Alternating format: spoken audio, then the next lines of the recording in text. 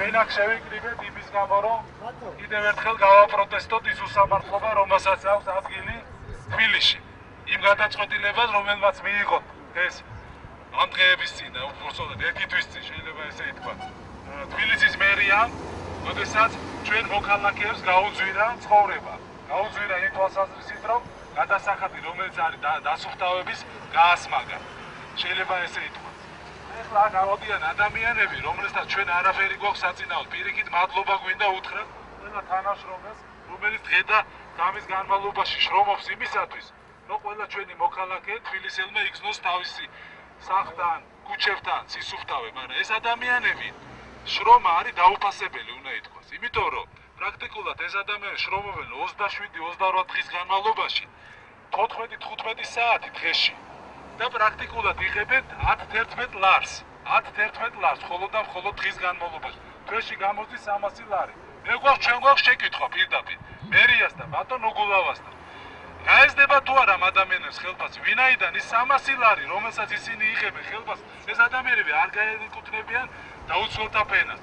იმას ლიანად მოუწევთ ამ თანხის გადახდა იმ დაგვის გატანაში, რომელსაც ნებისმიერი ჩვენთაგანი ვიხდით. მაგრამ აქ შედან ასევე ის ადამიანები, რომლებიც არიან ოფისებში მოთავსებულები, რომლებიც იღებენ ათასობით ლარს და ჩვენ ხარჯზე, ადამიანის ჩვენი მოქალაქეების ხარჯზე მდიდრდებიან. ჩვენთვის მიუღებელია ეს გაძვირების პროცესი, რომელიც მიმდინარეობს და ჩვენ გვაინტერესებს ის თანხები, რომელიც ყოველთვიურად იქნება ამოღებული ჩვენი მოქალაქეების ჯიბებიდან.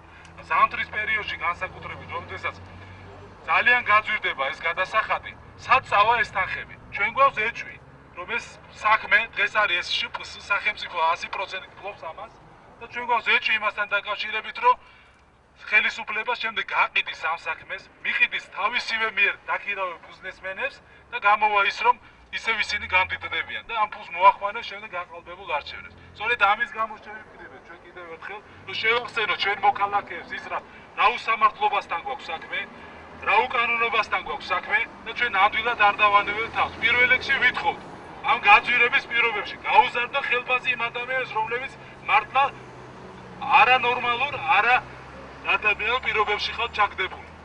ეს მაინც გააკეთოთ. დანარჩენი უკვე შედეგებზე იქნება დამოკიდებული. ჩვენ ამ პროტესტს გამოხატავთ ყოველდღიურად და ყოველდღე.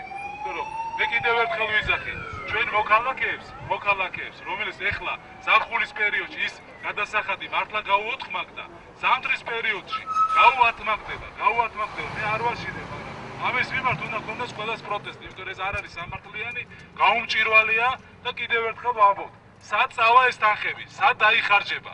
დღეს კიდე 21 საუკუნეში ცოცხი უჭირავთ ადამიანებს, ცოცხი და ცოცხლით გიან ჩვენ ქუჩებს.